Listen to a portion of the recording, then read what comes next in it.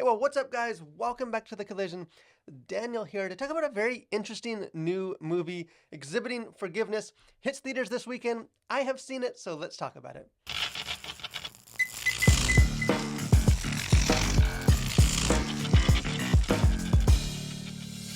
So there's a quote in this movie in which a character says, "Some things can't be worked out on canvas." I think, as we all know, it's just imperfect people living in a very broken world. Pain and suffering are just an inevitable part of just the human experience. And art may not be able to remedy all of our real world hurts, but the movie Exhibiting Forgiveness does show the important role that it can serve in our journey towards healing. Because the film is a very deeply personal meditation by an artist, both on screen and also behind the camera, that is confronting the scars of his past. I think it's a very honest, emotionally raw, and just a challenging exploration of trauma and really the spiritual freedom that can only be found on the other side of forgiveness. And this film is the directorial debut of American artist Titus Kapher and tells a semi-autobiographical story of his strained relationship with his father. And I think the movie's title, Exhibiting Forgiveness, is a very fitting one because the film itself is presented to audiences almost with the same underlying philosophy as an art show exhibit. I think Kapher paints a very complicated story onto the canvas and then just invites audiences to really just linger before it, contemplating the work and trying to discover its meaning. And I think in doing so, several clear themes do emerge, namely forgiveness, but I think refreshingly, the movie restrains itself from explaining its intended meaning in any kind of simplistic or didactic ways. And I think as a result, I think what audiences are gonna get out of the story may depend just on how patiently or deeply they're willing to consider it.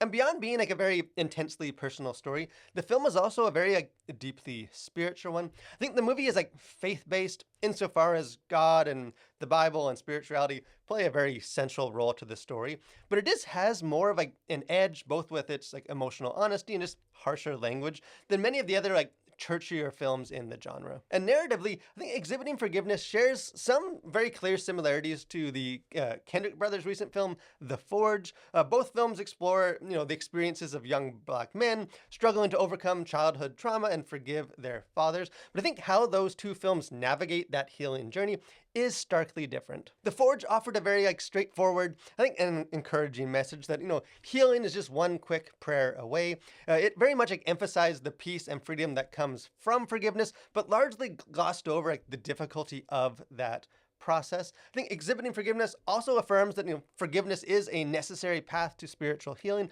but it just paints a far more complicated picture of that process, where even when forgiveness is offered, deep hurt still remains and fractured relationships just aren't easy to mend. And kind of in that way, I think Kapher may not offer the same immediate comfort as the Kendrick brothers, but there almost is, at least to me, a different sort of encouragement that is available in sort of the honest complexity of the film. Yes, obviously, we all need to forgive those who hurt us, but doing so, hey, it can be hard. After all, if forgiveness was easy, it would never be withheld. And the rich themes in this film are also elevated by a very talented cast.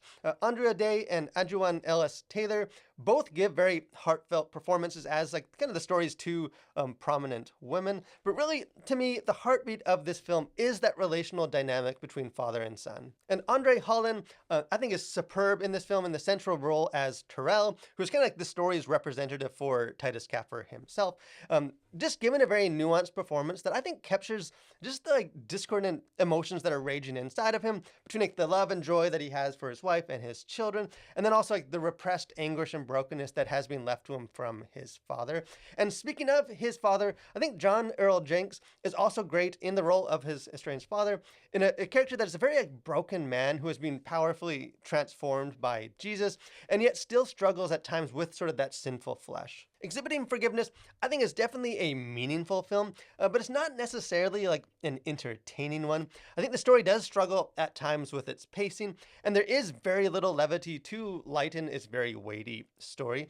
At least to me, this had the very distinct feel of a filmmaker that is almost allowing audiences to observe as he wrestles with very profoundly personal struggles, rather than a movie that was made primarily to entertain those audiences. I think it lacks the same sort of crowd-pleasing resolution and easy application as films like The Forge, kind of foregoing, a lot of the glossy Hollywoodization in favor of a story that I think is just more authentic to real life than many other similar films are willing to go.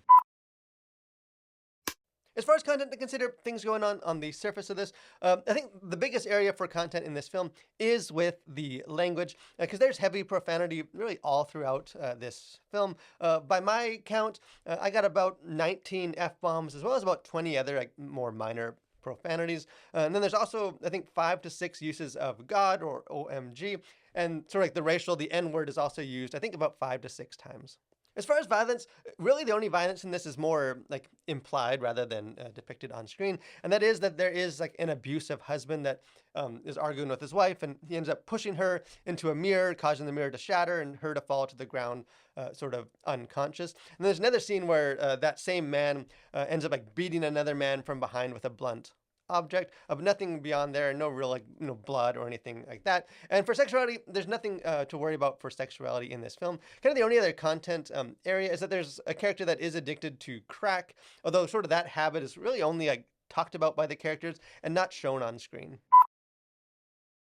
As far as themes, worldview, kind of things going on like beneath the surface, as you might expect, kind of the central theme in this movie is, in fact, forgiveness. And it's a theme that is difficult to sort of approach without touching on some of the decisions and acts that happen near the end of this movie and kind of the resolution. So if you don't want any kind of spoilers, feel free to skip to the the final thoughts section. But Terrell in this is tormented by his past. He's haunted by shown frequent like nightmares and kind of night terrors, and just burdened with this anger towards his father, and he just doesn't believe that his father deserves or warrants forgiveness, but he fails to recognize that he has become himself the victim of his own forgiveness.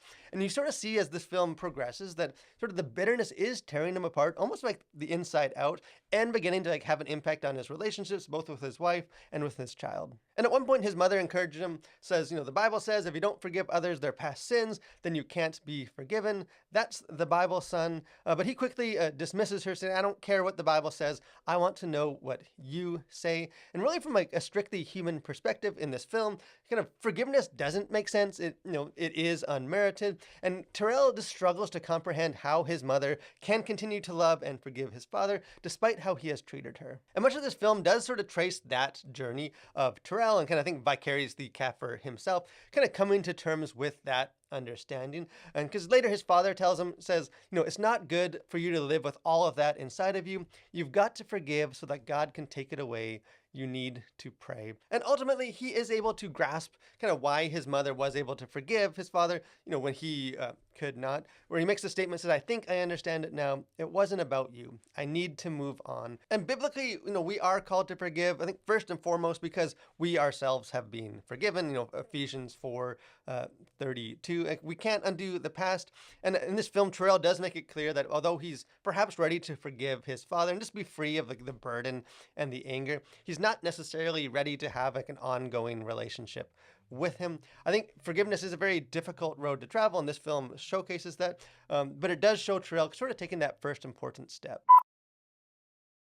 So in the end, I think this is just an interesting film that does feel like it has something meaningful to say. I think this isn't going to be a film that all people are going to enjoy. It's very weighty. It's a very heavy film. And there's a quote kind of early on in this film that just stood out to me, where kind of an overwhelmed character just exclaims, "Relationships are hard. They're hard. Life can be difficult, and exhibiting forgiveness doesn't sugarcoat that reality at all. But thankfully, it also doesn't shy away from pointing viewers to the fact that there is light at the end of the tunnel. Yes, forgiveness is hard, but there is also that liberty that comes when we are able to forgive others, just as we ourselves have been forgiven by God." Artist and director Titus Kapher may have put his own journey onto the canvas, but I think like all great art, it does reflect very fundamental, universal human truths that will resonate with each viewer in a very unique and personal way. But hey, I would love to hear what you guys think. If you go check out this movie, jump into the comment section. Let's have a conversation about it. If you haven't done so too, encourage you guys, subscribe to the channel, become a collider. I got lots of other movie reviews, and get our Faith and Pop Culture podcast, and get some interviews and just other fun stuff. Would love to have you be a part of that. But most of all, guys, thank you for watching. Stay safe and continue to collide with your world for Christ.